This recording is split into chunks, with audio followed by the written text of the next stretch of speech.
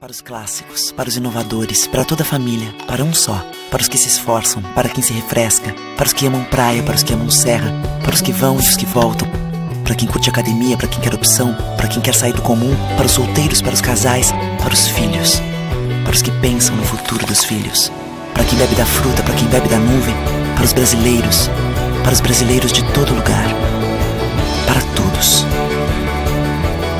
Coca-Cola Brasil.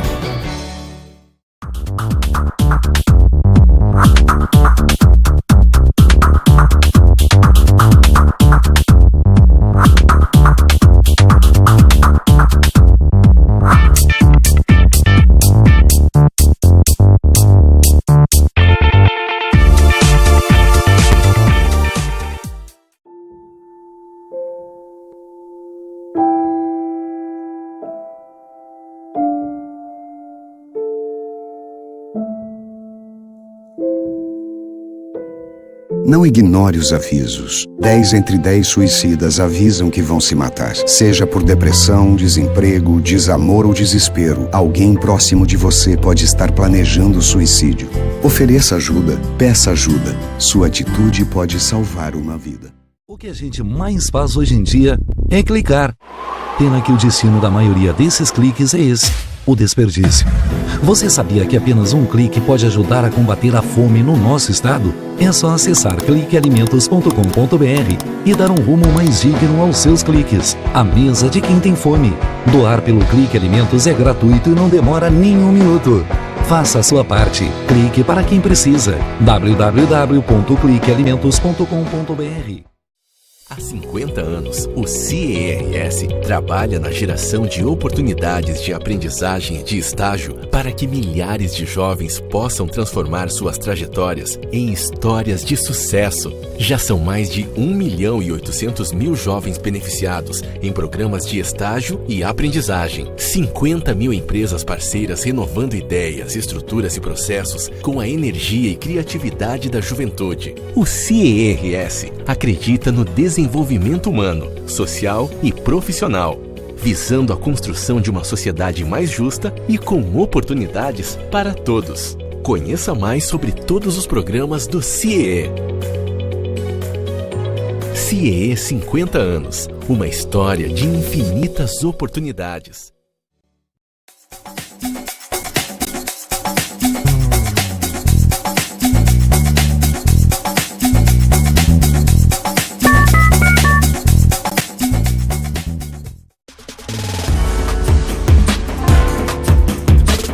Recebe o salário na Caixa, tem mais vantagens, descontos exclusivos, isenções de taxas e milhares de agências esperando por você.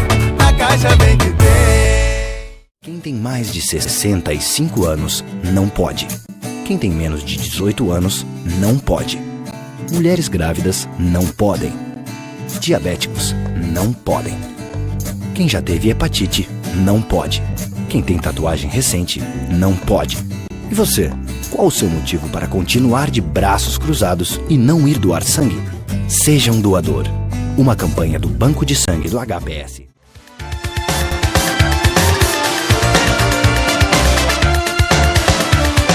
Agora o nosso quadro Entrevistas Especiais e com grande satisfação novamente participa conosco a diretora aqui de Porto Alegre, na área metropolitana do Instituto Enneagrama, a Elaine Souza. E, é claro, trazer mais informações sobre as atividades, o trabalho e as palestras que eles estão realizando aí, com públicos consideráveis. E o pessoal, é claro, conhecendo melhor o que é esse mapa emocional, uma técnica milenar que realmente é muito eficaz e que hoje participa conosco aqui, Elaine, justamente para trazer mais algumas informações sobre o Enneagrama. Tudo bom? Tudo bem, César.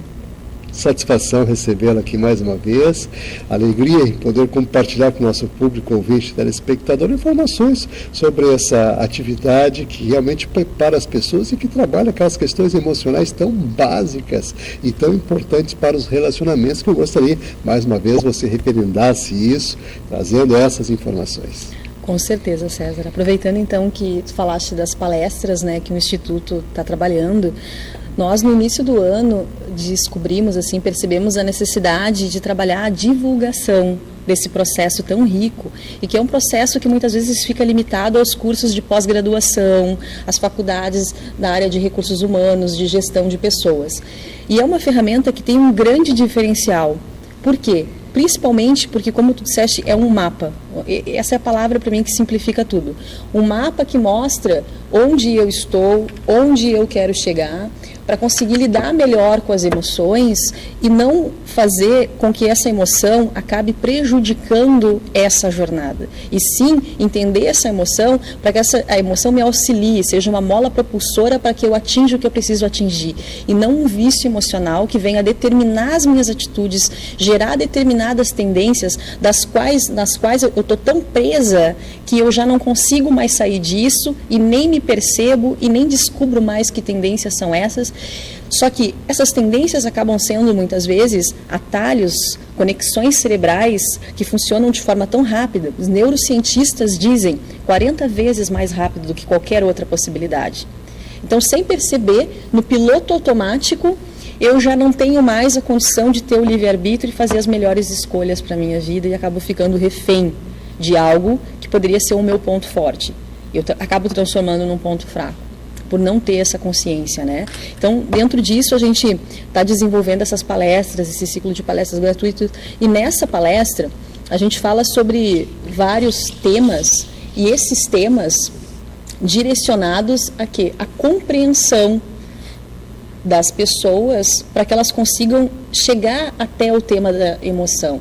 Que, tudo bem, emoção. O que é emoção? O que é competência emocional? Tem uma série de questões relevantes que a gente precisa entender para conseguir, sim, dar a importância, a real importância para isso tudo. Porque, do contrário, a gente fica envolvido com estratégia, a gente fica envolvido com processo nas empresas e a gente, o que eu quero entender de emoção? Eu tenho resultado para atingir, eu tenho problema para resolver, eu tenho meta para superar e tu vem me falar de emoção, né? Então, conseguir despertar o interesse, conseguir fazer as pessoas entenderem e o porquê chegar e o porquê dar atenção para o emocional, esse é o desafio. A gente sabe que a área de qualidade, a área de competição, a área de alinhamento estratégico, toda essa área que envolve as empresas, tudo isso é desgastante, o olhar dos empresários está muito voltado para isso. E hoje, graças a Deus, já tem a evolução fez com que as empresas enxergassem a importância da gestão estratégica de pessoas. Então, as empresas que crescem, as empresas que se desenvolvem, são empresas que têm um olhar diferenciado para os seus recursos humanos.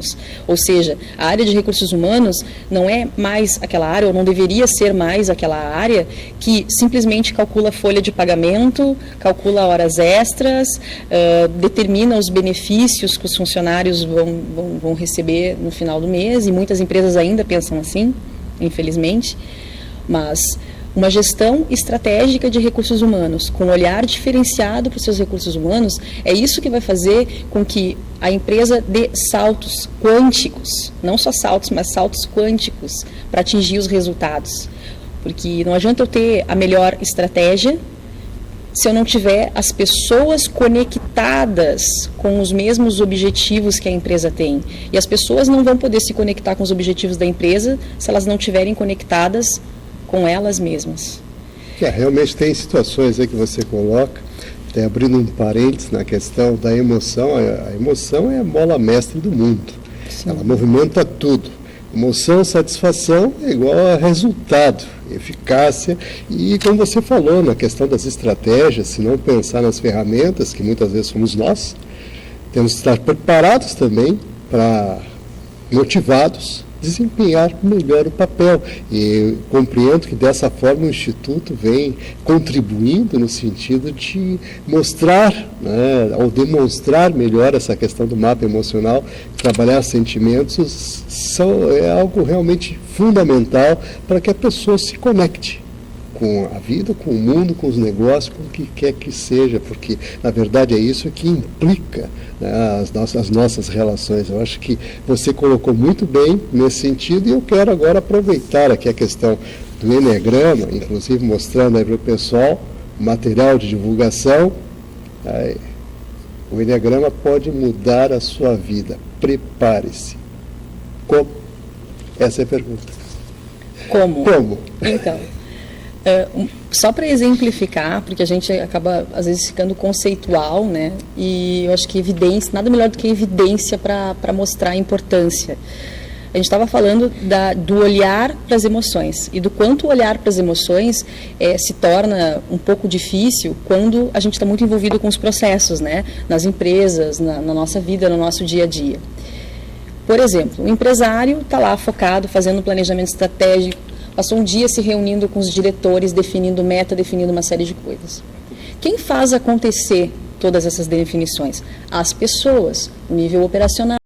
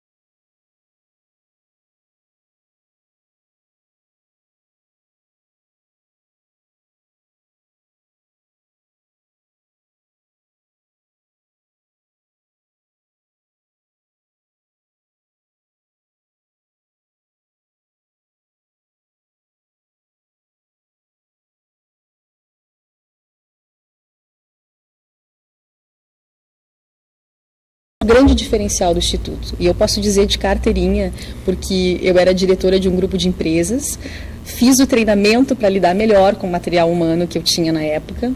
Treinamento não foi só a solução para os funcionários na empresa, mas foi a solução para todas as questões que eu buscava entender e conhecer e conseguir de forma prática me entender e me independizar.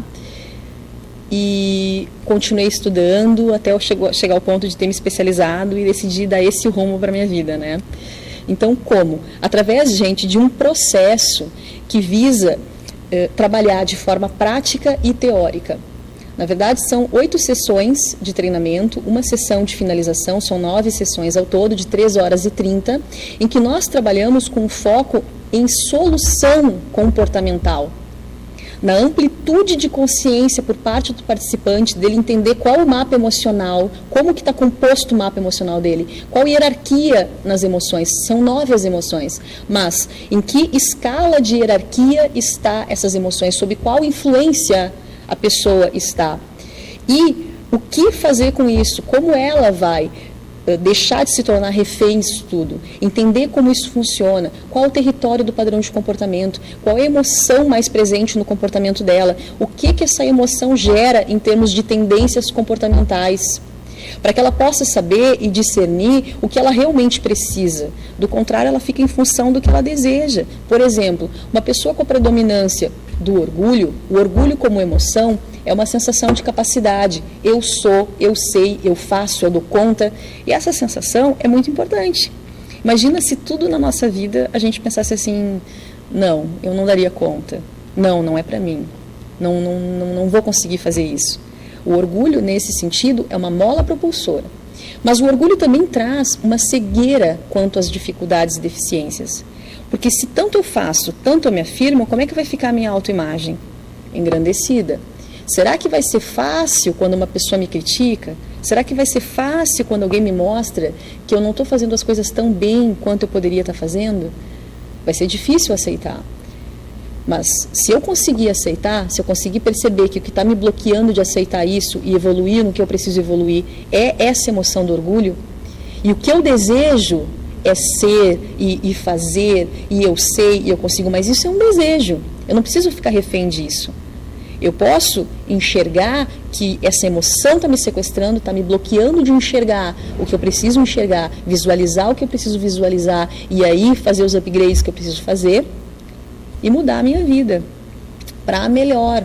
Eu posso ser muito bom numa área, mas eu estou tendo feedbacks, por exemplo, de que tecnicamente eu não estou tão bem.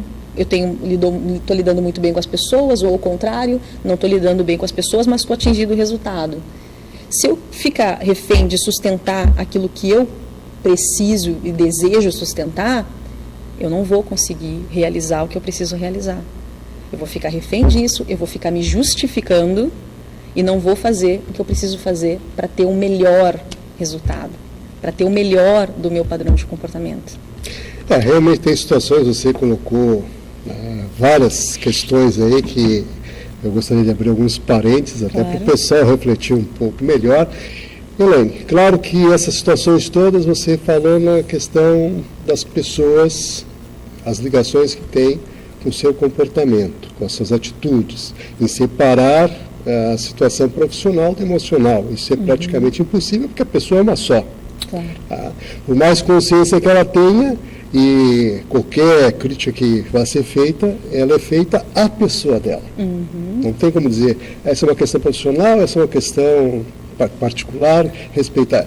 É uma maneira comodista que inventaram de dar uma desculpa, na verdade, para dizer alguma coisa para alguém que não gostariam de estar dizendo. Então, vamos colocar na prática essa situação para a gente definir primeiro uma quebra de paradigma, que foi o que você propôs aqui nessa questão. Depois nós temos também situações de crescimento, crescimento pessoal. Primeira coisa, conhecer a si mesmo, suas limitações. Aí você tem um bom encaminhamento para trabalhar a questão das emoções, porque você conhece os seus limites.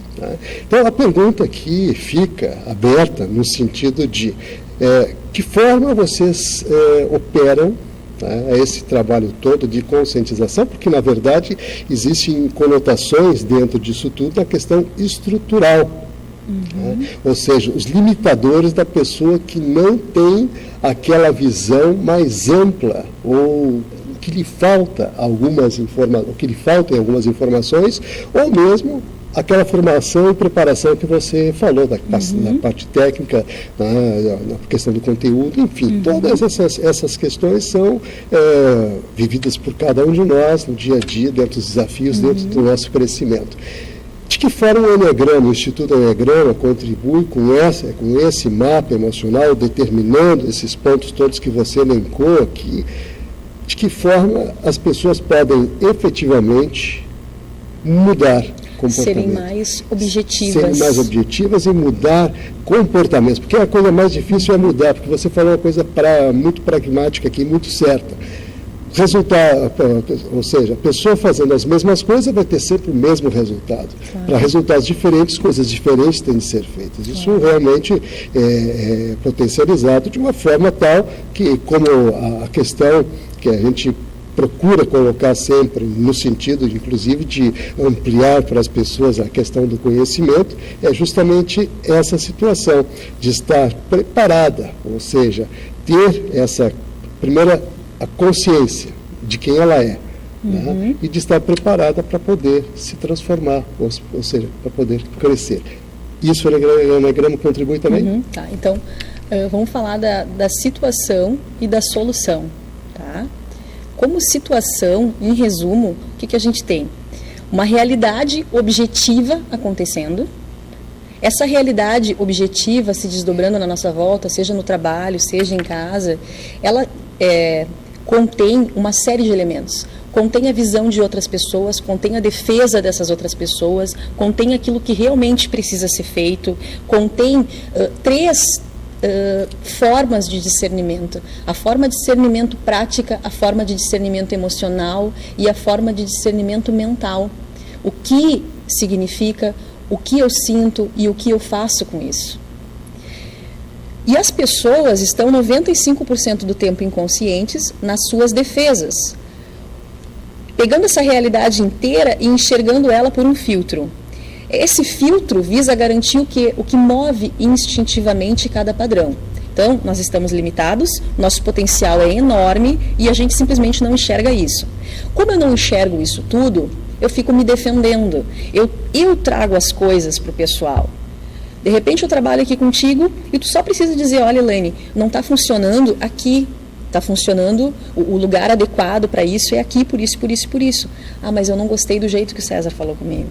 Que ele poderia ter sido mais delicado, que ele está querendo dizer que eu não faço bem o meu trabalho, ou, puxa, eu não estou conseguindo ser competente como eu imaginei que eu deveria ter sido competente, ou, puxa, eu errei, como é que eu não vi que tinha que ser ali, como é que eu não faço as coisas direito, ou, puxa, só podia ser assim, né, está sempre faltando alguma coisa no meu trabalho. Então, cada pessoa dentro da sua defesa vai ficar presa no pessoal, embora ela não queira ficar presa no pessoal. E a razão, ao invés de servir para orientar, a razão simplesmente vai servir para ficar justificando o que ela está sentindo, dando uma série de razões. Aí eu penso que eu estou racional, na verdade a minha emoção está me sequestrando o tempo todo e eu acho que eu estou racionalizando o tempo todo. Do contrário, eu estou só me justificando. Então, o que é essa solução que o treinamento propõe? É uma solução prática e teórica. Como eu disse, são as 8 sessões de treinamento. Nessas 8 sessões, primeiro uma introdução, para entender essa linguagem. Para entender o que são os balizadores do Instituto, o que a gente trabalha com os 4 elementos da motivação. O que são esses 4 elementos da motivação? É entender que centros de inteligência o ser humano tem, como funcionam esses centros de inteligência, para poder entender que em cada comportamento vai ter um desequilíbrio nesses centros de inteligência. Algumas pessoas vão ser mais teóricas, vão se guiar mais pelo que elas estão racionalizando, muito mais por o que do que fazer ou o que elas estão sentindo. Outras pessoas vão ser mais ativas, elas não querem ler o manual quando elas compraram uma TV, elas vão aprender fazendo e não precisam entender todos os recursos que a televisão tem, basta ligar e trocar de canal, para que eu vou querer saber tudo isso? Né? Faz ali, aprende fazendo. Outras não querem nem fazer e nem querem ler o manual, elas querem curtir o programa preferido do lado de quem elas gostam e alguém faz isso para elas. Então, entender o que é esse desequilíbrio nos centros. Porque se eu tenho como predominante, isso é o desequilíbrio, um deles vai ser predominante no nosso comportamento, um outro apoia e um terceiro vai ser reprimido, e foi reprimido até o nosso primeiro ano de vida, essa vai ser a minha dificuldade, aí o meu líder é predominantemente ativo. Ou seja, ele quer sair fazendo as coisas, ele é prático e eu reprimo o centro ativo. Eu vou ter dificuldades com ele no relacionamento? É claro que sim, e a gente ainda nem chegou no padrão de comportamento. Um outro balizador é o vício emocional. O vício emocional é eu entender quando que a emoção exagerou na dose. Se ela exagerou na dose, quais são as tendências que eu passo a ter? Então, como que é essa emoção em termos de significado e como é essa emoção em termos de vício emocional? O que ela representa? Porque às vezes o sentido do dicionário não é o mesmo que da emoção. Cada emoção vai ter um significado para o Eneagrama. Por exemplo, a inveja no dicionário é ódio ou pesar pela prosperidade de outra pessoa. Para o Eneagrama não tem nada a ver com isso. Para o Eneagrama, a inveja é o vício da comparação. Inveja, olhar para dentro. O quanto eu olho para dentro de mim, o quanto eu procuro perceber o que faz sentido para mim e o quanto eu me desvalorizo por aquilo que eu não tenho. Não é querer ter o que é do outro, pelo contrário, eu quero ser diferente do outro. Vício emocional, então falamos do desequilíbrio do centro, vício emocional radar, para onde que instintivamente a atenção das pessoas está voltada, qual é o filtro de personalidade que cada perfil tem. E o radar, o filtro de personalidade, é aquilo para onde instintivamente a minha atenção está voltada para garantir a motivação básica do meu perfil, para garantir aquilo que move instintivamente o meu perfil. A solução não está no outro, a solução está dentro da gente. E aí, externamente, tudo muda para melhor. Então, para finalizar, saiam da zona de conforto, busquem algo diferenciado em termos de comportamento, vai valer a pena. Eu sei que é complicado abrir mão do comportamento, abrir mão daquilo que é mais caro para a gente, que são as nossas defesas. As pessoas, por incrível que pareça, às vezes abrem mão de questões financeiras, abrem mão de uma série de coisas, mas abrir mão das suas defesas, daquilo que eu penso que eu sou, isso é muito difícil. Então eu diria, venham descobrir o que vocês verdadeiramente são. Com certeza não são essas tendências comportamentais. Mas eu preciso partir disso para descobrir todo o potencial que eu tenho, que é ilimitado. Obrigada. Que maravilha, olha, convite feito. Vamos agradecer aqui mais uma vez a Elaine Souza por estar aqui conosco, representando o Instituto Eneagrama, diretora, aqui em Porto Alegre, região metropolitana, e trazendo todas as informações que eu quero aproveitar, inclusive, colocar aí para você o site, para mais informações, e eneagrama.com.br, e o telefone 3084-5543, PDD 51, aqui de Porto Alegre, Estado do Rio Grande do Sul.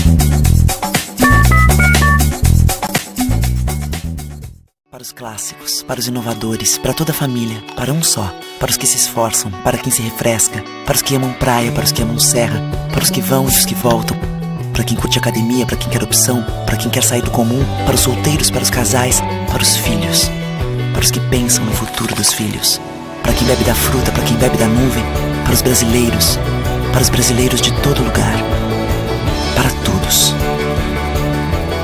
Coca-Cola Brasil.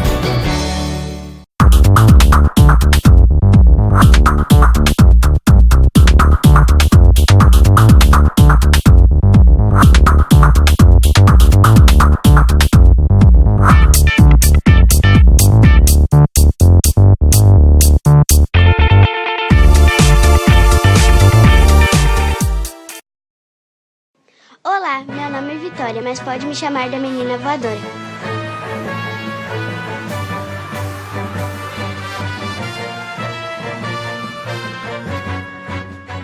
Hoje vamos conhecer um lugar cheio de pessoas com superpoderes. Heróis que transformam muitas vidas. Bora conhecer?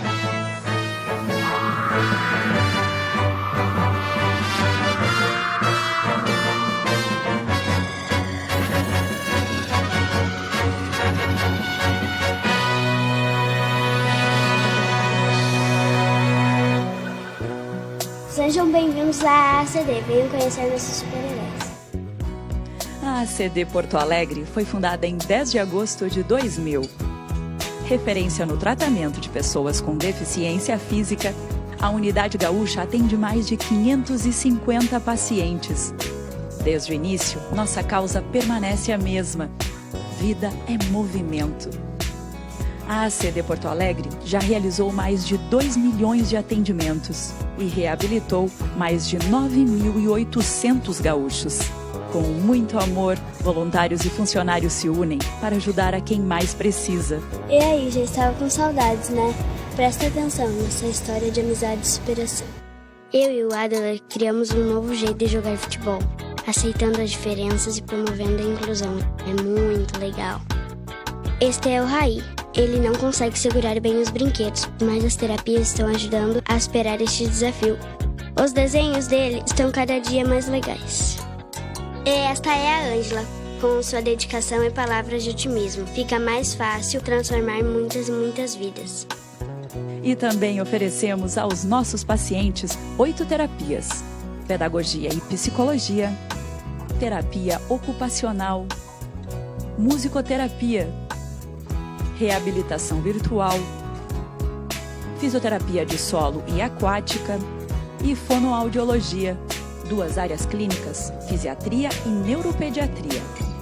E também uma oficina ortopédica, que produz órteses e próteses sob medida para quem mais precisa.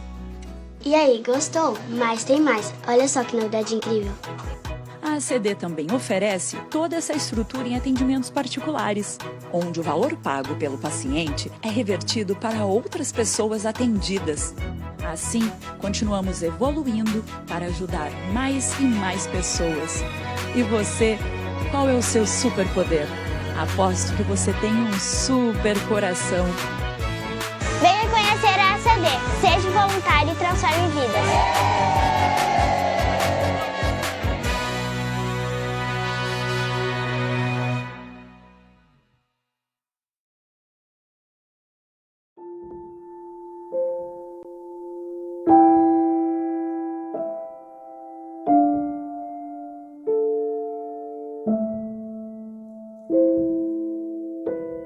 Não ignore os avisos. 10 entre 10 suicidas avisam que vão se matar. Seja por depressão, desemprego, desamor ou desespero, alguém próximo de você pode estar planejando suicídio. Ofereça ajuda, peça ajuda. Sua atitude pode salvar uma vida.